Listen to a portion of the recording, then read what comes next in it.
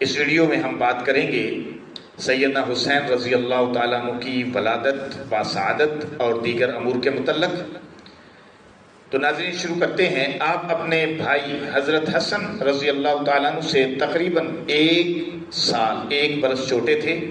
آپ کی ولادت و سعادت 5 شعبان المعظم 4 ہجری میں مدینہ منورہ میں ہوئی۔ جب آپ پیدا ہوئے تو حضور صلی اللہ علیہ وسلم نے آپ کے دائیں کان میں اذان پڑھی اور بائیں کان میں اقامت کہی اور اپنے لعاب دہن سے آپ کے منہ میں گھٹی ڈالی اور آپ کے لیے دعا کی۔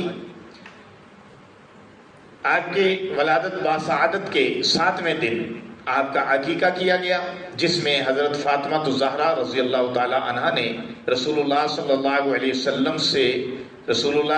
وسلم کے حکم سے آپ کے سر کے بال مونڈ کر ان کے وزن کے برابر چاندی صدقہ کی۔ ہمیں بھی ایسے ہی کرنا چاہیے، لیکن آج ہم ان چیزوں سے نابلد ہیں۔ حضور صلی اللہ علیہ وسلم نے 2 بکریاں ذبح فرمائیں۔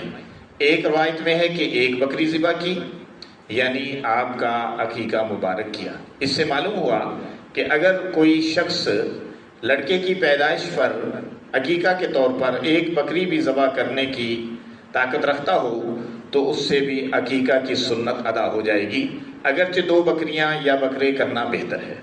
اور اسی 7ویں دن آپ کا ختنہ بھی کیا گیا اور نام رکھا گیا۔ حضرت علی رضی اللہ تعالیٰ عنہ نے حضرت حسن کی طرح ان کا نام بھی حرب تجویز کیا تھا، مگر آپ نے تبدیل کر کے حسین رکھ دیا۔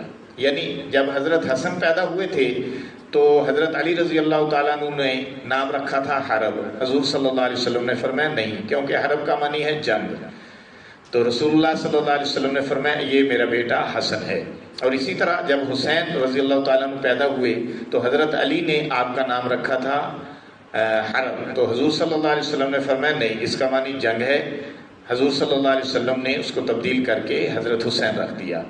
اور پچھلی ویڈیو میں آپ نے پیچھے اس سے پہلے آپ نے سنا کہ یہ دونوں نام اللہ ہی کی طرف سے تجویز کیے گئے تھے۔ نبی پاک صلی اللہ علیہ وسلم کے متعلق تو اللہ تعالیٰ نے یہ قانون بنا دیا تھا نا کہ وَمَا يَنطِقُ عَنِ الْهَوَىٰ إِنْ هُوَ إِلَّا وَحْيٌ يُوحَىٰ۔ آپ اپنی مرضی سے کچھ نہیں بولتے، لب نہیں کھولتے، جو کچھ بھی آپ بولتے ہیں وہ اللہ کے حکم سے بولتے ہیں۔